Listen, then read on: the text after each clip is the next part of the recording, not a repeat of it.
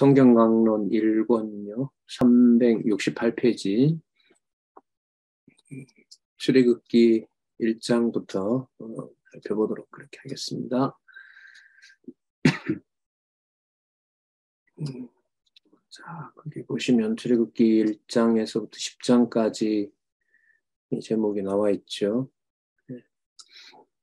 자손의 생육과 도전 이렇게 나와 있는데, 우리 본문은 많이 익숙한 본문이기도 하지만은 여기 이제 구약 근거가 어떤 게 등장하는지 한번 더 주의 깊게 보도록 하겠습니다. 보시면 먼저 창세기 15장 5절이 나타나 있죠. 자, 제가 한번 읽어볼게요. 창세기 15장 5절. 본문 위치로 보면 아브라함과 관련되어 있겠네요. 자, 그를 이끌고 밖으로 나가 가라사대, 아브라함을 이끌고 밖으로 나가 가라사대, 하늘을 우러러 묵별을 셀 수 있나 보라. 또 그에게 이르시되 내 자손 이와 같으리라. 이렇게 나와 있죠. 본문 그 상황을 조금 떠올려 보면 아직 그 이삭이 태어나지도 않은 상황이죠. 그때 이제 이런 약속을 해 주시는데 자손이 별처럼 하늘의 별처럼 번성하게 하신다는 약속입니다. 아브라함 열조에게 연결이 되어 있는 약속이고요. 그 다음에 15장 14절은 그 섬기는 나라를 내가 징치할지며 그 후에 내 자손이 큰 재물을 이끌고 나오리라. 이렇게 약속을 해주시죠.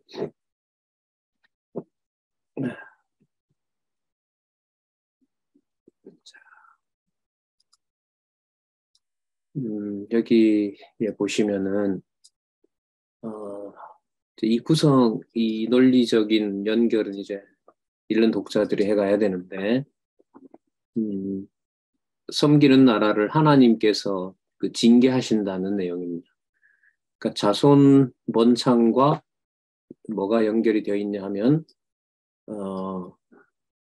나라를 징치한다는 말은 뭐 우리가 결과적으로 알고 있기 때문에 이제 그렇게 말할 수도 있는데, 다른 나라에서 데리고 나온다라는 의미가 이제 여기 보면 들어 있는 거죠.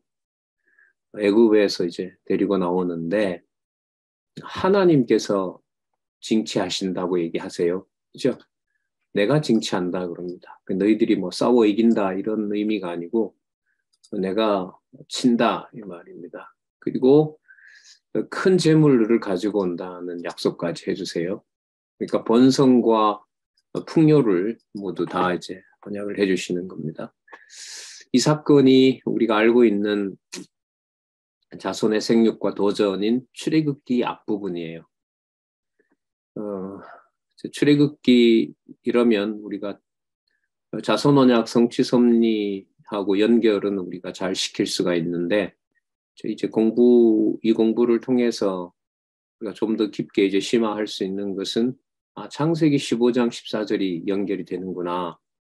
그러니까 하나님께서 그 섬기는 나라, 이스라엘 백성들이 섬기는 나라, 이스라엘 백성들을 지배하는 그 나라를 하나님께서 징계하신다. 그리고 재물을 안겨서 데리고 나오겠다. 이건 이제 우리가 또 확인을 다시 하는 내용이죠. 하나님께서 생육한 백성들을 나오게 하시는 거구나. 하나님이 하시겠다고 하는 거구나. 자, 이렇게 정리를 하면 출애굽기 1장에서부터 10장까지의 그 자손 생육과 도전의 주어가 바로 하나님이 된다는 걸 알 수 있죠. 그러면서 이제 동시에 우리가 궁금해지죠. 그러면 신약 근거가 뭘까? 이게 실체적으로는 어떻게 이루어진다는 거지? 이런 질문을 우리가 이제 안 할 수가 없죠. 우리가 이 공부하면서 이제 익숙해진 거고. 그러니까 이게 창세기에서부터 말라기까지 어떤 부분을 읽더라도 이제 이런 구조가 되는 거죠. 구약 내에서의 구약의 근거, 그리고 동시에 이제 성취와 관련된 성경이 다 이제 기록이 됐기 때문에 성취와 관련된 근거, 신약 근거, 지금 이 본문을 읽기 위한 거기에 관심을 갖게 됩니다. 자, 그리고 이제 두근거리는 마음으로 한번 봤더니 히브리서부터 유다서까지가 나와 있네요. 히브리서부터 유다서까지는 그 제4장이죠. 성령에 의한 성취 가운데 제4장, 교회 투쟁을 위한 성취가 나옵니다. 교회 투쟁을 위한 성취의 주어가 뭐라고 나와 있냐 하면 누가 하신다고 하죠? 성령께서라고 나오죠. 그러면 뭐하고 딱 맞아요? 창세기 15장 14절하고 딱 맞는 거예요. 그 섬기는 나라를 내가 징치할지며, 계속 주어가 이제 작동을 하고 있죠. 내가 징치한 후에 내 자손이 큰 재물이 이끌고 나오게 하리라. 이렇게 이제. 그러면 이제 성경 계시 본래의 목적인 여호와 존재 계시와 관련된 사항을 히브리서부터 유다서까지 주어가 무엇인지를 이제 알고 있어야 이제 창세기 15장 14절하고 연결이 되고, 그 다음 창세기 15장 5절에 자손 언약을 언약하신 여호와께서 여호와의 방법으로, 자, 방법은 아까 15장 14절에 뭐가 나왔죠? 내가 뭐 한다? 징치한다. 내가 그 섬기는 나라, 우리가 알고 있는 애굽이지 않아요? 애굽을 내가 쳐버린다. 이 말이죠. 그러면 교회 투쟁을 통한 성취 내용을 우리가 큰 주제 세 개는 한번 생각을 해볼까요? 히브리서가 유대주의에 대한 경계죠. 그죠? 이게 기억이 나면 더 훨씬 좋겠죠. 야고보서에서부터 베드로후서까지가 세속주의에 대한 배격이거든요. 그러니까 유대주의는 예수 그리스도 외에, 예수 그리스도로는 부족하고 예수 그리스도가 한 것에 뭔가를 더 추가해야 되는 거예요. 인간이. 그러니까 안식일도 지켜야 되는 것처럼 율법을 더 첨가해야만 이제 그리스도인이 된다는 겁니다. 그러니까 이 히브리서의 그 당시에 이제 수신자가 유대인들이거든요. 근데 그 유대인들이 사도행전에 보면 아시겠지만은 개종한 사람들이에요. 베드로를 통해서 개종을 했는데 하나님의 이제 정하신 뜻에 의해서 그 유대인들이 믿고 번성하지 못하도록 하죠. 그래서 그 유대인들이 결국 개종한 이 10세대들이 그 예수님이 가르치시고 또 약속하신 그 말씀들을 사도들이 가르칠 때 거기에 함께 할 수 없도록 할 뿐만 아니라 오히려 대적자가 되게 하죠. 그래서 사도들을 오히려 이제 핍박하고 또 죽이는 그런 일을 하게 되는데, 그 이유가 뭐였냐 하면 예수만 우월하다. 예수만 믿음의 주다. 아니다. 거기에다가 모세의 법을 첨가해라. 그게 여러분 유대주의입니다. 그 유대주의는 율법주의라고도 뭐 바꿔도 틀리진 않을 텐데 뭔가를 더 추가해서 우리가 싸움을 해야 된다. 그 이방인들이 규모가 없는데 적어도 안식일은 지키든가, 가능한 한 아니죠. 꼭 이방인들이지만 할례를 받아라. 세례를 받아라. 이런 이제 조항을 추가하는 거죠. 이제 그게 이제 징치하는 방법을 하나님이 해 가시는 거죠. 그러니까 그 상황에서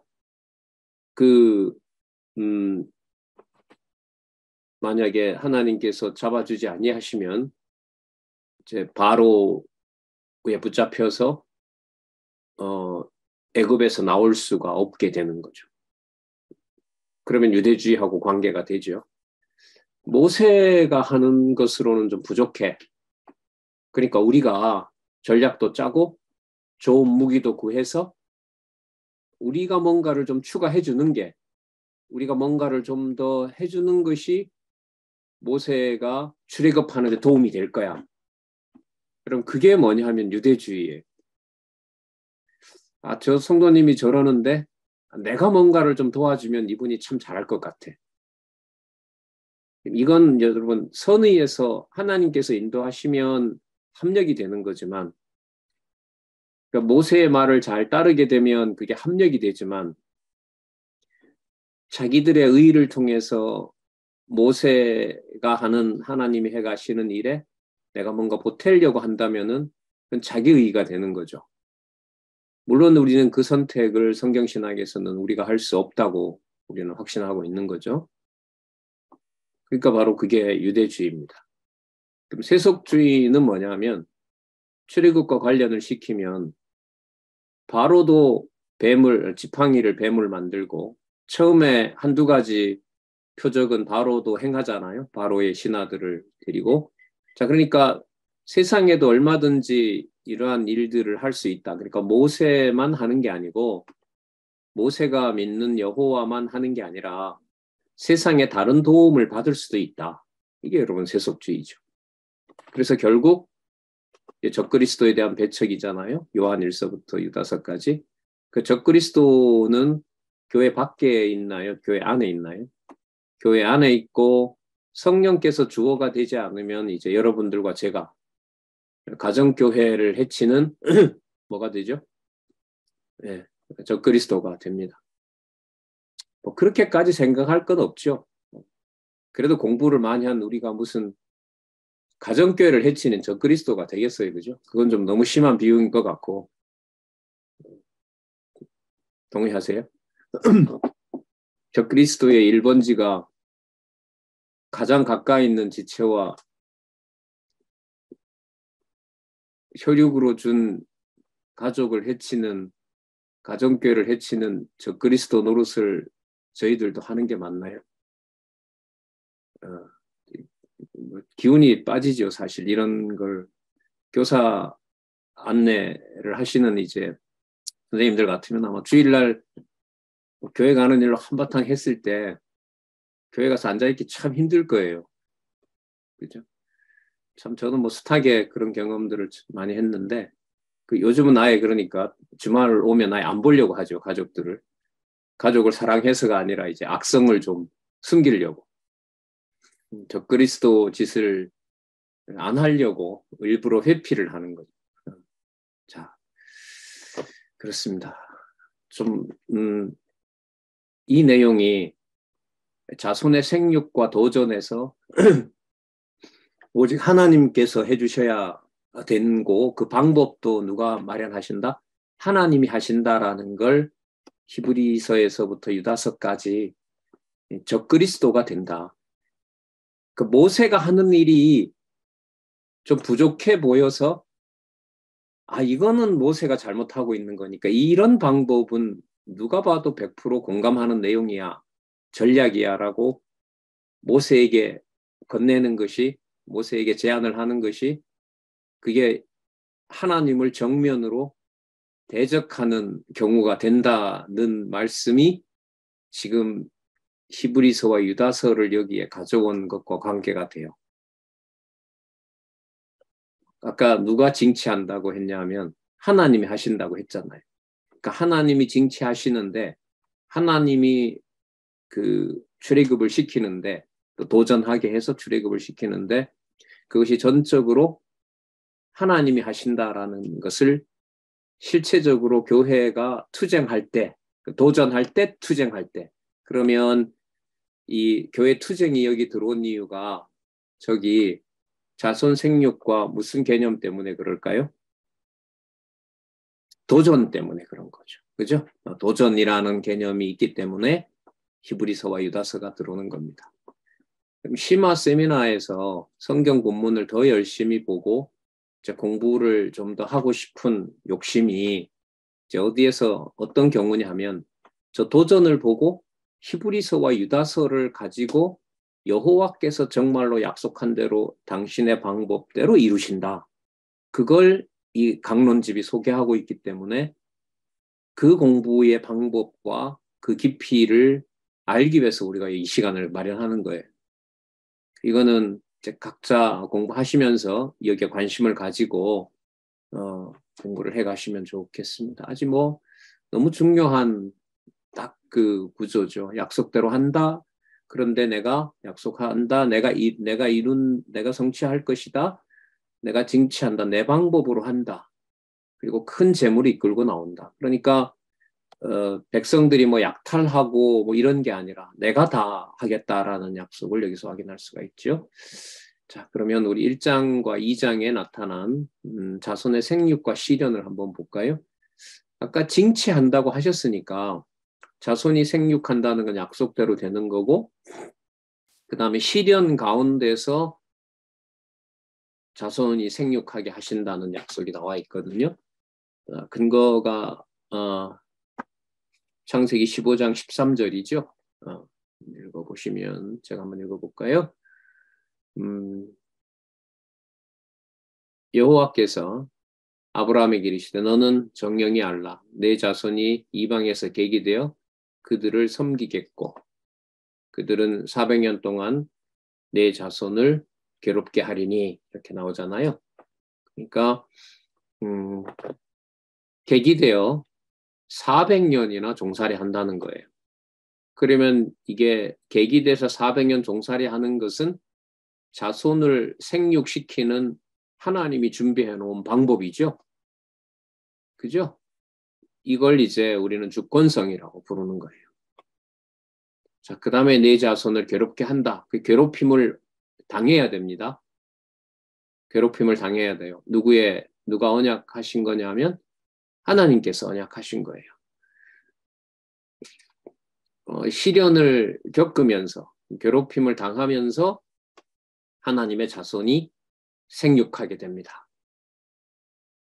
그래서 사도행전부터 갈라디아서예요. 자, 이건 의미로 가야 우리가 빨리 주제로 접근하죠. 사도행전의 제목은 교회 설립을 통한 성취. 그 다음 로마서부터 갈라디아서네요. 자, 딱 묶이네요, 주제가. 그러니까 교회 양육을 통한 성취. 그러면 행부터 갈까지에서 핵심 개념은 뭘 잡으면 될까요? 교회 설립과 교회 양육. 자, 교회 설립과 교회 양육. 그 언약하신 교회를 하나님께서 하나님의 방법으로 양육하신다. 이거잖아요. 뭐 밑으로 내려와도 더 분명해지고요. 사도행전부터 갈라디아서까지 본문 다 읽어봐도 본문 읽을 수도 있죠. 만약에 연구를 하고 어떤 글을 쓴다고 했을 때는 이렇게 될 것 같아요. 출애굽기 1장과 2장에 나오는 모든 본문 내용들을 사도행전에서부터 갈라디아서까지 예를 들면 밑으로 좀 더 내려오면 예루살렘 교회 창립, 이방 지역 교회 설립, 로마 교회 설립, 경위, 그 다음에 로마서에 나타난 칭의의 복음으로 양육, 고린도전후서에 나타난 건덕의 복음으로 양육, 갈라디아서에 나타난 은혜의 복음을 통한 양육, 요 내용들하고 출애굽기 1장과 2장의 내용들이 어떻게 될까요? 딱 맞는 거죠. 만약에 그게 맞지 않다면 어떤 부분은 상관이 없다라고 나오면 우리가 이해를 잘못했거나 이 책이 안내를 잘못하고 있거나 그 주의를 요하는 이제 공부 방법이 되는 거죠. 그래서 이 세 번째 단락 공부에 과제도 많고 확인해야 될 내용도 많다. 자, 그렇게 생각을 하시면 될 것 같아요. 오늘 뭐 점검 있는 날인데 안 나가겠습니다. 자, 그냥 보겠습니다.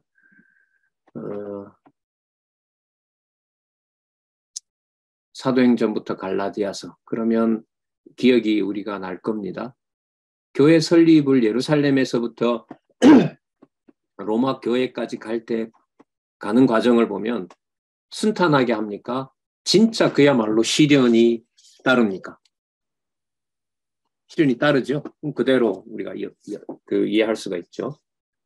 그 다음에 교회 양육을 통한 성취에도 보면 사람의 능력으로 하나님이 보실 때 의를 이룰 수가 있습니까? 없습니까? 없죠. 그래서 로마서 1장 18절에서부터 3장 20절에 먼저 뭐가 나오죠? 타락한 인간의 불의. 어느 인류도 하나님 보실 때 의가 있을 수 없다. 그래서 하나님께서 의를 이루어 주신다. 그리고 의를 이루었다고 해서 저절로 교회가 되는 것은 아니다. 사도가 가서 1년 6개월, 18개월을 올인해서 많은 동역자들과 함께 가르쳐 준다 하더라도 성령께서 세우지 않으면은 교회는 진짜 엉망이 된다. 나중에 광야 생활에서 60만을 두 사람 빼고 다 죽이는 것처럼 그렇게 범죄할 수밖에 없다. 하지만 그 과정이 하나님께서 은혜를 회개하는 과정이 아니라 약속하신 그 은혜를 어떻게 하는 것이다? 보존해가는 과정이다. 눈으로 봤을 때는 엉망인 것처럼 보이는 거지만, 그러니까 인간의 엉망을 만들기 때문에 하나님이 그 다음에 개입해야 된다. 이래 되면 이제 이원론이 되는 거잖아요. 그러면 고린도 전후서에 나타난 교회의 어떤 그 좀 참담한 모습과 고린도 후서에 나타난 가르친 복음을 안내한 자에 대한 배신, 그거 모든 과정이 자손을 생육시키고 시련 가운데 두지만, 자, 위로 좀 올라가면요. 이 과정이 하나님께서 애굽에서 출애굽시키는 모든 권능과 능력을 가진 분이다. 그걸 알려준다는 거죠. 자, 그러니까 이제 공부 방법으로 보면 출애굽기 1장과 2장에 나타난 그 모든 내용들이 교회 설립을 통한 성취, 교회 양육을 통한 성취, 또 내려가면 칭의의 복음을 통한 양육, 건덕의 복음을 위한 양육, 은혜의 복음을 통한 양육, 이 모든 내용하고 어떻게 된다는 거죠? 다 연관이 된다는 거죠. 그래서 그런 말씀 자주 드렸잖아요. 한 구절 속에 출애굽기 어떤 한 구절이 출애굽기 전체를 빼고는 설명이 된다, 안 된다? 안 된다. 다르게 말하면 그 출애굽기 그 내용도 성경 전체와 연관이 된다. 그리고 지금 보시는 것처럼 출애굽기 1장에서부터 2장이 로마서 사도행전에서부터 갈라디아서까지 교회의 창립과 교회의 양육과 관련이 된다. 이 공부가 바로 지금 세 번째 단락의 공부라 보시면 돼요. 그러니까 아주 작은 한 사실에서 뭘 보는 거죠? 전체를 보는 거죠. 교회다. 또 하나는요. 아주 내 기준에 맞지 않는 사건에서 성령께서 깨닫게 하시면 누가 살아계신 증거로 보는 거예요? 하나님 살아계신 증거로 보는 거죠. 그러면 누구 주어를 못 넣어요? 사람이 뭔 것을 저질렀다 해도 사람 주어를 넣을 수가 없는 거예요. 그리고 그렇게 넣어서 뭔가를 자꾸 자기 얘기를 들어달라고 유도하면 듣기 싫은 거예요. 듣기 싫은 거죠. 좀 세상 말로 이렇게 귀한 공부를 이렇게 수백 시간 하고 사람 주어를 넣어가지고 같이 그 말에 동조를 한다? 너무너무 처참하다고 저는 생각을 해요. 자, 그 다음에 1장 한번 보도록 하겠습니다. 출애굽기 1장. 바로가 자손을 학대함. 볼까요? 창세기 15장 13절. 여호와께서 아브라함에게 이르시되 너는 정령이 알라. 내 자손이 이방에서 계기되어 그들을 섬기겠고 그들은 400년 동안 내 자손을 괴롭게 한다. 이렇게 나오죠. 자, 근거가 뭐라고 나오죠? 신약 근거가? 사도행전이죠. 사도행전의 주제는 교회 창립에 의한 성취 내용이잖아요. 그러면 그 400년 동안 이스라엘 백성들을 괴롭게 하는 것이 무엇의 근거가 된다? 교회 창립의 근거가 된다. 그럼 우리는 다 떠올릴 수가 있죠. 예루살렘에서 고난받는 거, 이방 지역 설립하면서 뭐 계속 우리 잘 아시는 쫓기면서 전파함 잘 드러나죠. 그리고 로마 교회 갈 때 순탄하게 그 로마 교회 설립을 진행하십니까? 아니면 죽을 고비를 넘기게 합니까? 그렇죠. 죽을 고비를 넘기게 하시죠. 그게 바로 뭐하고 연관이 돼요? 출애굽기 1장 바로가 자손을 학대하는 것하고 관계가 되는 겁니다. 자, 주원은 누가 하신다는 것을 보여준다? 여호와께서 하신다. 그리고 그게 우리가 만들어낸 주어가 아니라 어디에 나와 있었다? 15장 14절에 약속했다. 내가 뭐 한다? 징치한다. 그죠? 14절에 내가 징치할 것이며 하나님이 징치하신다. 그럼 징치 당하던 자를 구원하고 징치하던 자를 학대하던 자들을 하나님께서 심판하신다 이 말이겠죠. 자, 그 다음에 2장 373페이지인가요? 73페이지. 생장한 모세가 도망하는 내용이 나타나죠. 자, 거기도 한번 볼까요?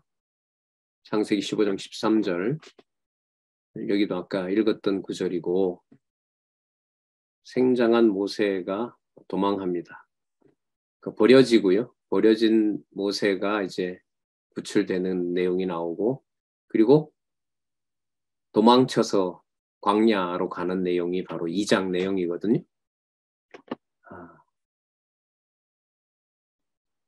이 근거가 참 여러분들도 두근거리죠. 예습한 분들은 예습할 때 두근거렸을 거 아니에요. 무슨 근거로 얘기를 하려는 거지?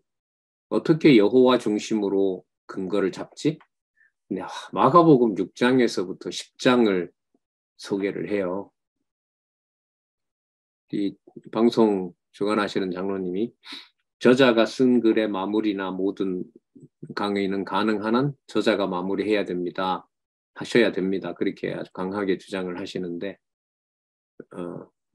근거를 들라고 하면 바로 이런 경우죠. 여기에 왜 마가복음 6장에서부터 10장을 쓸까? 그 생각이 어떻게 여호와 중심으로 이제 안내를 하는 걸까? 그 생각을 이제 계시는 동안 더 선명하게 말씀해 주시라. 그걸 우리는 우리 방송부에서는 그걸 우리가 꼭 남기고 싶다. 이제 이런 의도로 말씀을 하시는 거거든요. 저는 이제 여러분들하고 이제 심화 안에서 이렇게 문서를 통해서 확인하고 있고요. 마가복음 6장에서부터 10장에는 뭐가 나오냐면은요. 낮은 신분에 의한 성취와 10장 46절부터는 또 뭐가 시작이 되냐면 높은 신분에 의한 성취가 나옵니다. 그러니까 뭐 거기까지는 나누지는 않았는데 더 정확하게 말하면 마가복음 6장에서부터 10장 45절까지겠죠. 자, 낮은 신분에 의한 성취 부분이 나와요.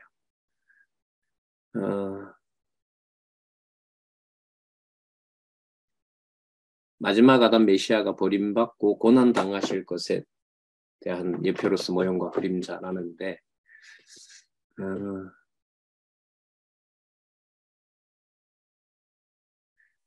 모세가 버려지는 것은 모세를 강에다가 이제 부모가 버리잖아요.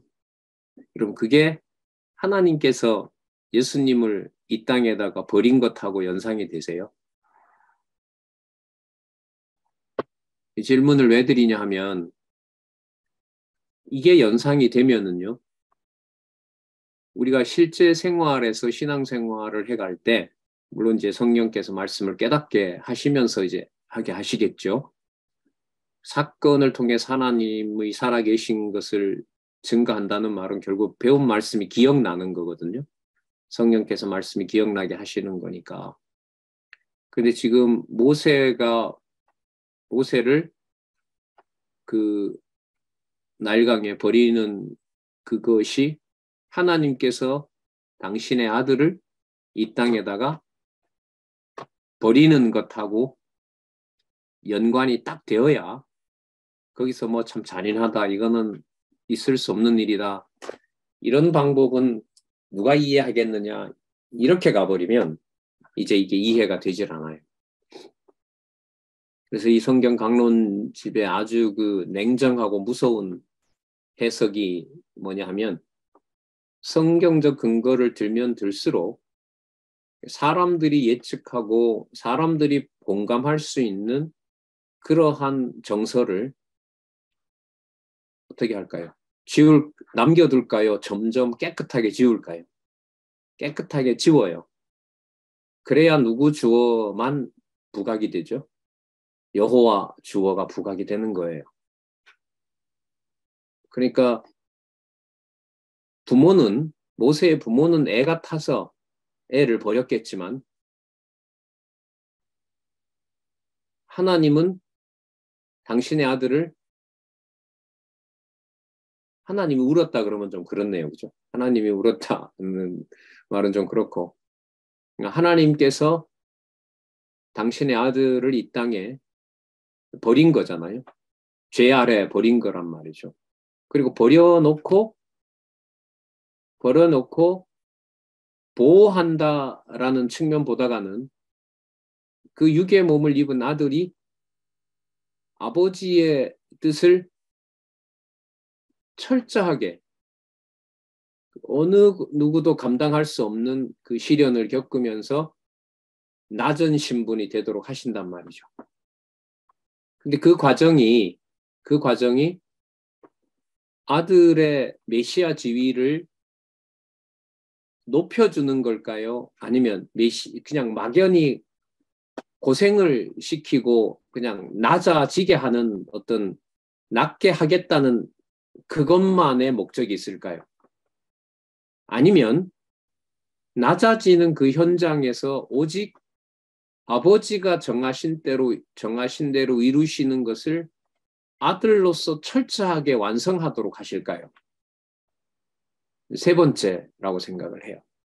그럼 세 번째 가정에서 보면, 그 정서로 봤을 때는 누가 주어가 되지 않냐 하면, 예수님이 내가 잘하기 때문에 아버지가 나를 아버지 아들로 인정해 준다는 말이 성립할까요? 안 할까요? 하지 않죠. 그래서 예수님처럼이라고 하는 것을 복음서에서 쓰게 되면, 복음서를 근본적으로, 특히 마가복음을 잘못 읽는 거예요. 저는 이 낮은 신분이 복음서에서 이 깨닫게 되는, 마음이 이렇게 좀 열리게 되는 마지막 주제였던 것 같아요. 그러니까 낮아지게 하시는데, 아들은 자기의 모든 것을 다 포기하게 되는데도 고통과 이제 배척과 순환을 당하는데, 그 아들 입에서 나오는 말은 누구의 뜻대로 된다는 것을 확인을 해요. 아버지의 뜻대로 된다는 걸 확인을 하거든요. 그러면 그 사건이, 모세가 버려지는 그 사건에서 이미 하나님이 보여주셨다는 거죠. 뭐 지도자가 될 준비를 시키기 위해서 이런 말을 여기다 넣으면 안 돼요. 왜냐하면 마가복음 6장에서부터 10장 45절은 무슨 낱말에 맞춰서만 설명을 해야 되기 때문에 낮은 신분에만 맞춰야 돼요. 그 낮은 건 나중에 높은 것 때문에 나오는 거 아니야. 이 말은 낮은 신분이 안 믿어진다는 거예요. 좀 냉정하게 비판을 하면. 낮은 신분 그 자체가 그리스도의 입에서 오직 누구 이름만 나오게 하신다? 아버지의 이름만 나오게 한다는 거죠. 그러면 모세가 버려지는 그 현장에서 누구의 이름만 부르게 하는 것하고 똑같을까요? 여호와가 약속하셨는데, 모세뿐만 아니라 당시의 모든 자녀들이 이제 괴롭힘을 당하니까 오직 여호와께서 하시는 일이야? 이게 여호와가 작정하시고 언약하시고 이루시는 것이야? 그걸 이제 백성들로 하여금 기억나게 하는 거죠. 그러니까 누구 이름이 기억나게 하는 걸로 안내를 해요? 여호와의 이름이 기억나는 걸로 안내하는 거죠. 그러니까 이게 성경신학에서 하나님이 하게 하신다고 했을 때 그 주어를 하나님으로 놓게 하시는 그것에서 가장 실질적인 그 현상은 뭐냐면 너무나 구체적으로 인간이 내가 내 눈에 볼 때 저 사람이 저 사람 때문에 당신이 이런 것이 선명한데 그것이 누구의 뜻대로 됐다는 거네. 아버지의 뜻대로 된 것이고 하나님의 당신의 언약을 이루시는 당신의 살아계신 증거가 된다는 것을 믿으라가 아니라 믿어지게 해주셔야 돼요. 그래서 이 공부를 정보로만 받아놓은 것이 편치가 않아요, 사실. 이 정도로 정립하는 거구나. 이런 거였어? 그러면 내가 이렇게 좀 해가면 좋은데 그렇지 않다는 거죠.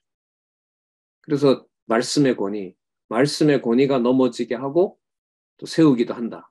살았고 운동력이 있는 말씀이다. 이제 그 말씀을 강조를 많이 드리죠. 그 내용이 저는 이제 어디에서 드러나냐면 성경 전체가 그러하다라는 것을 세 번째 단락에서 한 부분을 설명하면서 뭘 다 등장시킨다? 성경 전체 여호와께서 언약하고 성취하신다. 여호와께서 살아계신 계시의 증거가 된다. 그걸 소개하고 있는 게 지금 세 번째 단락이니까요. 그러면 사소한 인간의 일에서 뭘 보게 하는 건 그죠? 인간사 전체를 보게 하고 인간사 전체를 섭리하시는 여호와 하나님의 살아계신 증거를 보게 하는 겁니다. 그게 믿어지게 했을 때 사람에 대한 주어가 나오지 않게 되고 하나님께서 하신다라는 것을 어떤 방법을 할지는 몰라요. 큰 실수를 하게 할 수도 있고요. 밤새도록 울게 할 수도 있고요. 밤새도록 괴롭게 할 수도 있고요. 약물에 의존하게 할 수도 있고요. 그건 어떤 방법으로 하실지 몰라요. 그렇기 때문에 이 세 번째 단락 공부가 진도 물론 나가면 좋죠. 더 많이 확인한다는 차원에서. 그러나 아까처럼 범위를 넓게 잡아줬을 때 그 부분을 놓고 한번 깊게 생각하시는 것이 뭐라 그래 적용 이런 말은 이제 하도 좀 오염이 돼서 잘 안 쓰려고 하는데 어쨌든 그 말씀이 살았고 운동력이 있어서 여러분들과 제 삶에 그 하나님의 능력이다라는 걸 또 한번 생각해 볼 수가 있습니다. 그래서 지금 이 1장에서부터 10장 부분의 신약 근거를 이 저자의 의도로 보면 계속해서 넓게 잡아요. 한번 보실래요 또? 3장과 4장 한번 보시기 바랍니다. 378페이지.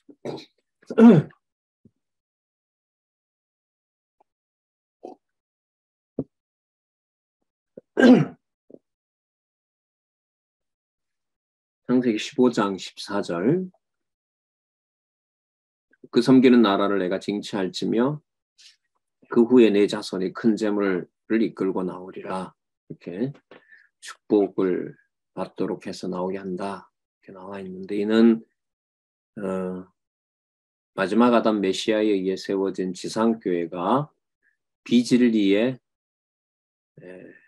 도전할 것에 대한 예표로서의 모형과 그림자다. 바로의 도전 준비를 시키는 것이 비진리에 도전하는 것. 도전이니까 이제 이게 무장하는 것하고 도전 준비니까요. 뭐하고 연결을 시켜요? 교회 무장하고 연관을 시키는 거죠. 그러니까 에베소서에서부터 빌레몬서까지 묶여있는 주제가 만약에 없다면은요. 신약에 이런 게 어떤 것인지라고 이렇게 떠올려 봤을 때는 이렇게 에베소서, 빌립보서, 골로새서, 데살로니가 전후서, 디모데 전후서, 디도서, 빌레몬서라고 하는 어떤 한 부분에는 연결이 돼요. 왜 그런 방식은 구속사에서도 하니까요. 하지만 지금 이 저자가 서론으로 미리 개론을 정립하고 여호와 계시라는 주제를 확정을 한 다음에 봤을 때는 3장과 4장 바로의 도전 준비를 하더라도 부분은 부분대로 연관도 되고 그러니까 에베소서만 가지고도 바로에 대한 도전 준비가 되기도 하지만 주제를 에베소서부터 빌레몬서까지 개론 구조에서 잡아놨기 때문에 상세한 내용을 확인해서 에베소서에서부터 빌레몬서 구조가 나온 거잖아요. 무슨 말씀인지 이해들 하실 텐데 본문 요약을 하려면 뭐가 있어야 돼요? 전체가 보여야 되죠.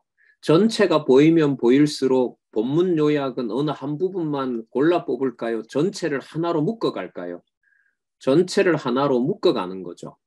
자, 이 부분의 공부가 이제까지는 없었어요. 특히 한국에서는. 외국에서는 한다고 했지만 전체를 하나님 주어로 못 잡았기 때문에 서구 교육은 또 실패를 한 거죠. 수천 개 교회가 결국 무너지도록 해버렸으니까요. 성경이 있다 하더라도. 자, 그래서 지금 에베소서에서부터 빌레몬서까지가 도전 준비를 하는 것과 관련해서 교회 무장. 그럼 교회의 무장은 누가 시키는 것이죠? 여호와께서 시키는 거죠. 뭐하게 하신 것처럼요. 바로에게 도전 준비를 시키신 것처럼. 자, 그러면 그 교회 무장을 통한 성취 한번 보면은요. 에베소서가 교회 진리를 통한 무장이잖아요. 그 신약교회가 어떤 것이 본질인지를 알려주는 것이 에베소서고 그 본질을 어디에다가 맞춰서 설명하죠? 창세전에.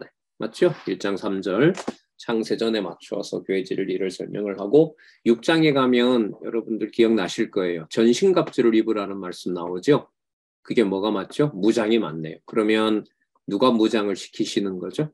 하나님께서 무장을 시키는 거죠. 성령께서 무장을 시키고 그 다음에 그 배운 깨닫도록 한 그 진리의 말씀을 모세를 통하여 그 전달받은 말씀을 바로에게 도전하기 위해서 애굽 백성들에게는 10번에 걸친 어떤 재앙이 드러나게 되지만은 이스라엘 백성들에게는 재앙이 드러날 때마다 모세를 누가 보낸 선지자로 받아들이겠어요? 그렇죠. 여호와께서 보내신 선지자로 받아들이겠죠. 그 표적이 드러나면 드러날수록. 그래서 그걸 이제 교회 생활과 연관을 시킨다면은 약속한 것에 합당하도록 지금 하나님이 애굽을 징치하는 게 나오잖아요. 그러면 이제 골로새서의 주제로 보면 하나님의 약속을 하나님이 이루어 가신다는 어떤 굳건한 믿음이 생기는 거고요. 그리고 데살로니가 전후서 거룩한 성도는 우리가 비록 어디에 살고 있지만 애굽에 살고 있지만 어떤 백성이다? 가나안으로 가는 거룩한 백성이다. 뭐 너무너무 선명해요. 그러면 출애굽기 3장과 4장의 본문을 상세하게 읽고 확인을 한 다음에 빌립보서부터 예를 들면 데살로니가 전후서를 읽게 되면 지금 제가 안내해드린 게 맞고 이 저자의 의도가 그거였다면 어떻게 될까요? 하나로 붙는 거죠. 그러면 언약과 성취 섭리도처럼 동그라미가 어떻게 되죠? 하나가 그려지는 거예요. 큰 그림 하나가 그려져. 그러니까 그 언약과 성취 섭리도 동그라미가 10개인데 작은 동그라미 하나가 전체와 연관이 되면 동시에 무슨 동그라미가 돼요? 창세전 영원 천국과 관련된 큰 그림이 되는 거예요. 그럼 볼까요? 아주 사소한 가정교회의 일이 어디까지 일과 맞닿아 있다는 거죠, 그러면? 창세전 영원 천국의 역사와 맞닿아 있는 거예요. 그래서 진짜 점점 부담스러워지는 게 지상교회의 가정교회입니다. 그리고 함께하는 형제들, 이웃들이고요. 지체들이고 동역자들이고 진짜 조심스러워져요. 야, 이렇게 막대했는데도 내가 지체들을, 선생님들을 이런데도 이렇게 아직 뻔뻔하게 살고 있나. 이런 생각이 들 정도로 그래서 이 지금의 이 진리 성경 신학을 통해서 하나님께서 하시는 일은 전적으로 하나님 하시는 일이구나. 그걸 이제 그야말로 몸으로 이제 절감하게 되는 거죠. 그리고 교회 체제는 더하죠. 형식적으로 보면 체제는 명령 체계로 사람들이 생각을 하죠. 뭐 목사, 장로 뭐 이런 식으로요. 하지만 이 주어가 누구냐면 성령이시잖아요. 체제는 각자에게 준 은사대로 하나님 앞에서 각자 자기 일을 하는 겁니다.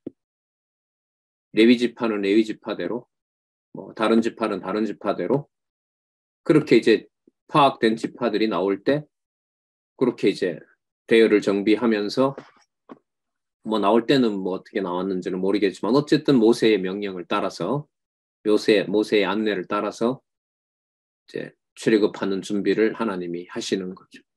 그러니까 그 성경에 나오진 않지만 이 전체 과정으로 봤을 때 나중에 이제 하나님께서 율법을 주시는 그걸 생각을 해보면 재앙이 10번 진행되는 동안 이스라엘 백성들에게는 가나안으로 갈 준비를 마치는데, 그럼 가나안으로 왜 가야 되냐라고 했을 때 바로 자신들이 누가 선택한 백성이다라는 걸 깨닫는 걸까요? 그렇죠. 여호와께서 선택하신, 그러니까 아브라함과 이삭, 야곱 내려올 때 70명 내려왔다는 거잖아요. 그리고 또 이미 12아들이 있기 때문에 지파들에 대한 소속이 있는 거죠. 너 누구야? 이러면 저 유다 지파예요. 유다 지파예요. 그럼 너 저기 가서 너 준비해. 예를 들면 너 무슨 지파? 저 단지파라고 하던데요. 그럼 단지파면 저기 가. 이렇게 해서 그 도전 준비를 하나님이 시키는 것처럼 진리 가르치고 각자의 생활에서 받은 은사대로 자기 자리를 찾게 하고, 그리고 만나든 만나지 않든 뭘 통하여?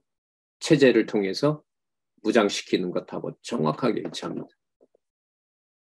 그러니까 여러분, 어떤 서로 관련 없는 사건을 보더라도 지금 오늘 특히 그렇네요. 지금 1장에서부터 10장까지가 계속 큰 덩치로 지금 들고 있잖아요. 그죠? 특히 이제 교회 창립에서부터 그 교회 아까 투쟁까지 살펴봤잖아요.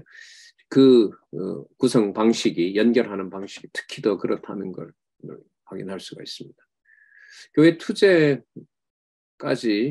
가면은 뭐 더 하죠. 교회 투쟁 아까 살펴봤습니다만 오직 그리스도만, 그리고 절대로 세속주의와 관련해서 절대로 우리 백성은 애굽 아래 있지만 애굽하고 섞인다, 섞이지 않는다. 절대로 섞이질 않는다. 섞이지 않는다. 그게 세속주의인 거죠.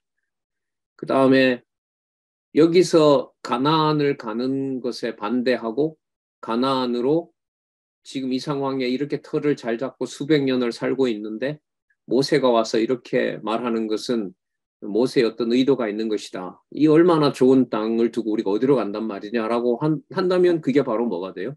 적그리스도가 되는 거죠. 그러니까 하나님 여호와를 주어로 살아가는 지체, 이게 교회 공동체, 교회의 그야말로 신성 가족인데, 거룩한 이제 권석들인데, 거기에 교회 생활은 아무리 그렇더라도 뭐 예를 들면 사람이 살아가다 보면, 사람의 일로 보면 그래도 사람이기 때문에 그런 말을 들어서 사람을 주어로 놓고 당신이 어떻고 저떻고 이렇게 가버리게 되면 이거는 바로 뭐가 돼요? 적그리스도가 되는 겁니다. 이런 면에서 이제 인간적인 용어로요, 부담되죠. 말씀은. 그리고 소유권을 내가 내 것이다 이렇게 말을 할 수 없게 하는 거죠. 근데 그렇게 되는 게 무슨 권위를 깨닫는 과정일까요? 그렇죠. 절대진리 하나님의 말씀을 깨닫게 되는 과정이라고 생각을 해요. 자, 그럼 이제 전체 잡았고요. 379페이지에 모세가 소명을 수령하는 부분 한번 또 살펴보도록 할게요. 이제 여러분, 이 일본 개정판이긴 하지만 그 신약 근거 뭐로 들지 되게 궁금해지지 않으세요? 안 궁금하세요? 가슴이 안 떨리세요? 네. 복권을 안 사시겠지만 저도 뭐 복권은 안 삽니다만은 끝에 자리라도 맞았으면 하는 그것에 비교하겠어요? 어떨 때는 두렵기도 하고요. 이런 거였어? 이렇게 해서 성경 전체를 하나로 묶어주는 건가? 자, 잠시 찬잔하고 좀 놀라도록 하겠습니다. 뭐가 나올지.